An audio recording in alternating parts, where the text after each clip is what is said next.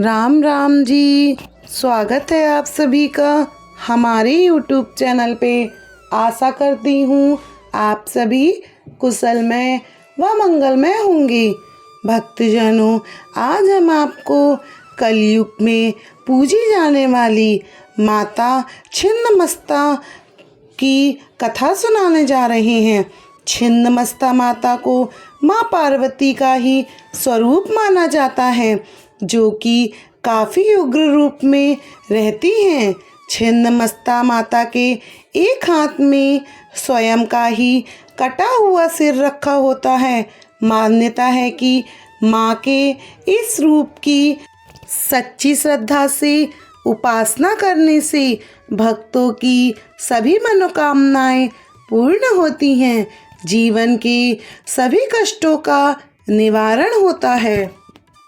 भक्तों, हिंदू धर्म में सभी देवताओं के अवतार की अलग अलग पौराणिक कथाएं प्रचलित हैं। 10 आदि शक्तियों में छठा अवतार छिन्नमाता का माना गया है। छिन्नमाता को माँ पार्वती का ही स्वरूप माना जाता है। माता अपने भक्तों पर अपनी कृपा और अपना आशीर्वाद बनाए रखती हैं। अपने भक्तों के जीवन के सभी कष्टों का निवारण करती हैं। भक्तजनों, छिन्नमस्ता माता भारत के झारखंड के रामगढ़ जिले में NH-20 के किनारे रामगढ़ छावनी से 28 किलोमीटर दूर रजप्पा में स्थित है। यह रजप्पा झरने के पास दामोदर और भोरा भैरवी नदियों के संगम पर एक पहाड़ी पर स्थित है। इस स्थान का विशेष महत्व है क्योंकि यहाँ पर स्वयं माता छिन्नमस्ता विराजमान हैं। माता छिन्नमस्ता को प्रसन्न करना बहुत ही आसान है। माता को फल, चावल, दूध और जल चढ़ाएं। मांस, मदिरा या कोई भी तांत्रिक पदार्थ चढ़ाने से माता को बचना चाहिए। भक्तजनों, हिंदू ग्रंथ में माता छिन्नमस्ता की 2 पौराणिक कथाएं प्रचलित हैं। यह कथाएं इस प्रकार हैं।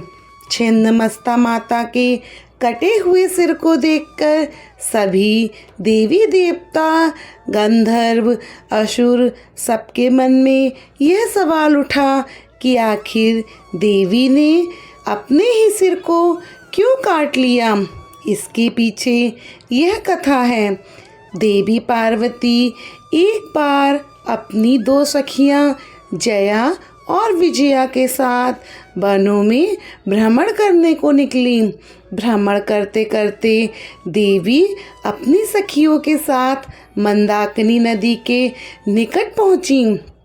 तभी देवी के हृदय में मंदाकिनी नदी में स्नान करने की इच्छा जागृत हुई। उन्होंने अपनी दोनों सखियों से भी मंदाकिनी नदी में स्नान करने को कहा, तो जया और विजया दोनों ने ही स्नान करने को मना कर दिया। उन्होंने कहा कि हमें स्नान नहीं करना है, हमें तो बहुत तेज भूख लग रही है, हमें भोजन करना है।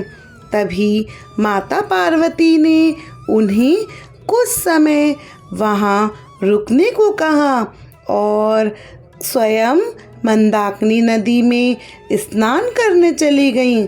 भूख से व्याकुल उनकी दोनों सखियां बार बार माता को आवाज़ लगा रही थीं कि भी हमें अति भूख लगी है। इस पर माता ने उन्हें कुछ देर और ठहरने को कहा। तभी उनकी दोनों सखियां भूख से व्याकुल उठी। दोनों सहेलियों की भूख इतनी अधिक थी कि उनका रंग काला पड़ गया।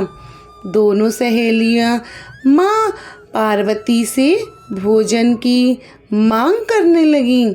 इस पर माता ने उन्हें धैर्य रखने को कहा, परंतु सहेलियां भूख से तड़प रही थीं। उनमें अब बिल्कुल भी धैर्य नहीं रह गया था।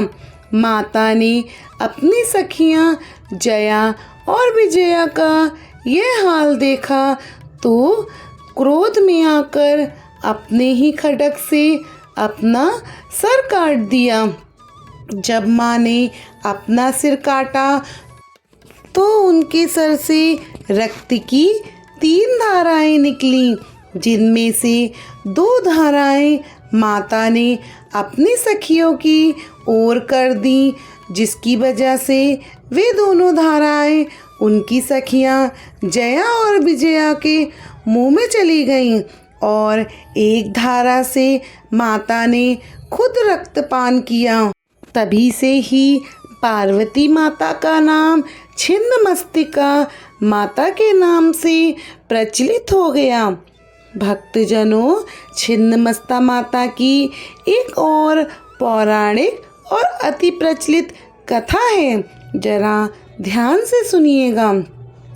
ऐसा कहा जाता है कि बहुत समय पहले एक छोटा सा नागपुर में रज नामक राजा का शासन था, जिनकी पत्नी का नाम रुपमा था। इन्हीं दोनों के नाम का मिश्रण कर क्षेत्र का नाम रजरुपमा किया गया, जिसे आज रजप्पा के नाम से जाना जाता है। एक बार राजा पूर्णिमा की रात्रि में दामोदर भैरवी नदी के संगम पर पहुँचे। रात्रि में वहाँ विश्राम करते समय उन्होंने अपने स्वप्न में एक लाल वस्त्र धारण किए हुए तेजस्वी कन्या को देखा। कन्या छिन्नमस्ता काली ने राजा से स्वप्न में कहा, हे राजन, तुम्हारी कोई संतान न होने के कारण तुम्हारा जीवन अधूरा और सूना सा प्रतीत होता है। मेरी आज्ञा मान लो, तुम्हारे जीवन का सूनापन हमेशा के लिए दूर हो जाएगा। जब राजा ने बड़बड़ाते हुए अपनी आंखें खोली तो उस कन्या को ढूंढने लगे। फिर उन्होंने देखा कि वही कन्या जल के भीतर से प्रकट हो रही है। कन्या को जल से निकलते देख राजा भयभीत हो उठे। प्रकट होकर वह कन्या बोली, हे राजन, मैं छिन्नमस्तिका देवी हूँ, जो यहाँ गुप्त रूप से निवास करती हूँ। मैं तुम्हें यह वरदान देती हूँ कि अगले 9 महीने में तुम्हें पुत्र की प्राप्ति होगी। आगे कन्या रूपी छिन्नमस्तिका माता बोली कि इस नदी के संगम स्थल पर तुम्हें एक मंदिर दिखाई देगा, जहाँ मैं विराजमान हूँ। तुम मेरी पूजा कर बलि चढ़ाओ। तभी से यह स्थल रजप्पा के रूप में जाने लगा, जहाँ आज छिन्नमस्तिका माता का मंदिर है। छिन्नमस्तिका माता को छिन्नमस्तिका, चिंतापूर्णी, प्रचंड चंडिका के नाम से भी जाना जाता है। इनका संबंध आदि शक्ति की 10 महाविद्याओं में है। भक्तजनों, यह थी छिन्नमस्तिका माता की 2 पौराणिक और प्रचलित कथाएं। भक्तों, छिन्नमस्तिका माता अत्यधिक प्रसिद्ध हैं क्योंकि यह देवी के 51 शक्तिपीठ में शामिल हैं। सारी ही दुनिया का सबसे बड़ा दूसरा शक्तिपीठ छिन्नमस्तिका माता को माना जाता है। मंदिर के भीतर माता छिन्नमस्तिका की जो प्रतिमा है, कमल पुष्प पर विराजमान है। उनकी 3 नेत्र हैं। उनके दाएं हाथ में तलवार व बाएं हाथ में देवी का अपना ही कटा हुआ सर है, जिसमें से 3 रक्तधाराएं बह रही हैं। साथ ही देवी के पांव के नीचे विपरीत मुद्रा में कामदेव और रति शयन अवस्था में विराजमानित हैं। छिन्नमस्तिका माता के केस खुले हुए और बिखरे हुए हैं। उन्होंने सर्पमाला और मुंडमाला धारण की हुई है। माता आभूषणों से सुसज्जित नंग अवस्था में अपने दिव्य रूप में यहाँ विराजमान हैं। भक्तों, छिन्नमस्तिका माता के चरणों में कामदेव और रति को प्रचंड चंडिका छिन्नमस्ता के चरण कमलों के नीचे दर्शाया गया है, क्योंकि यह इस बात का प्रतीक है कि देवी वासना, प्रेम और यौवन के देवताओं को रौंद रही हैं। कामदेव और रति अत्यधिक इच्छाओं का प्रतीक हैं। अत्यधिक इच्छाओं पर नियंत्रण करने से ही मोक्ष प्राप्त होता है। भक्तजनों, यह थी माता छिन्नमस्तिका की सच्ची पौराणिक कथा। भक्तों, कथा कहने में यदि भूल चूक हुई हो तो उसकी माफ़ी देना। भक्तजनों, यदि आपको यह कथा अच्छी लगी हो तो हमारे चैनल को सब्सक्राइब करें, वीडियो को लाइक और शेयर करें। आप सभी को हमारी राम राम जी, जय माता दी। यदि आपको यह कथा अच्छी लगी हो तो कमेंट बॉक्स में जय श्री राम ज़रूर लिखें।